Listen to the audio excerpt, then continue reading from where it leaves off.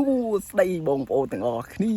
បាទថ្ងៃនេះប្លែកបងប្អូនបាទមានតែបានចេញវីដេអូពីរបៀបធ្វើអីទេបាទថ្ងៃនេះគឺនាំបងប្អូនមកឡើងលើចុងព្រីងតែម្ដងមកជាមួយនឹងផ្លែព្រីងនេះបងប្អូនអើយបាទ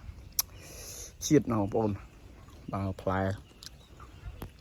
បាទនៅលើដើមនេះតែម្ដងបងប្អូនផ្លែក្រូចខ្នងយើងហ្នឹងណា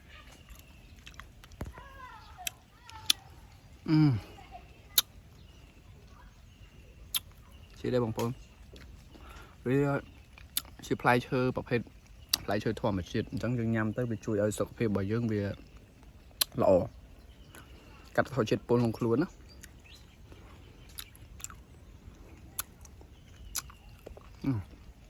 កាត់បន្ថយជាតិស្ករ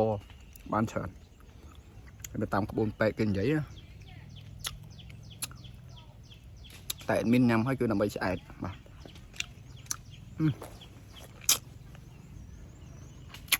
ឈិត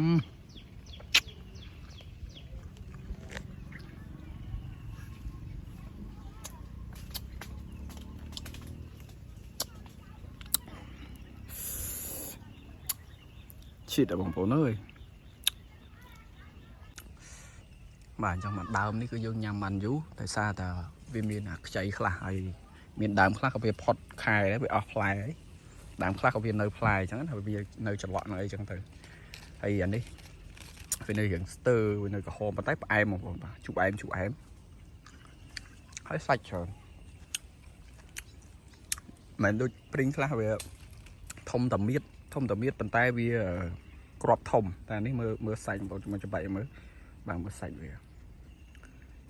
បាទក្របវាទូតែសាច់ច្រើនបងប្អូន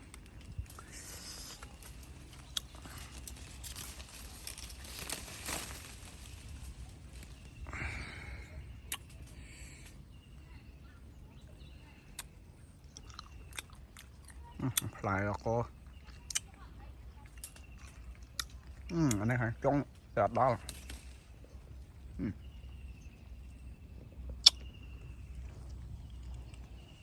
ដើមនេះมันខ្ពស់ប៉ុន្មានតែយក10ម៉ែត្រដែរវ៉ាណោអូដកកបងប្អូនអើយនេះវានៅផ្លែច្រើននៅសត្វតែគេបេះអត់ដល់ហើយអត់សូវមានស្លឹកទេបងប្អូនមុនហើយជាតិដកកបងប្អូនអើយ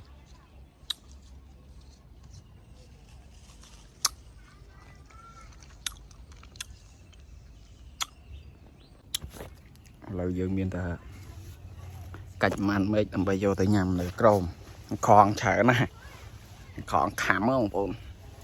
ស្កងខងនេះអូអាយ៉ា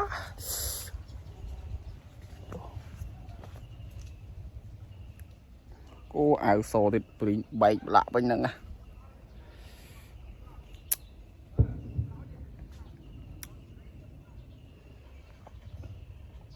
ឡើងទៅដល់កើតទេអត់មានដៃកាន់កាមេរ៉ាមកម៉េចនេះវិញ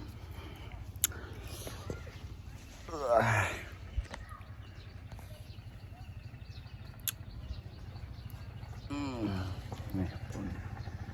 ខាងជួហ្នឹងខ្ចីហ៎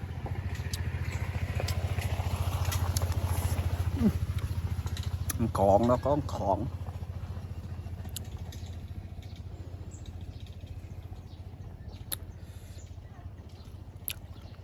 wow mấy ông bố nụ đi đỏ con bố nè đỏ co play chỉ ra nè bố ơi bẹt đó rồi nó ngay vậy này mấy tụi tới bạ prao lại đây pru lên nó nâng cống nó thông ở những bẹt đỏនៅតែពួននេះធំល្អ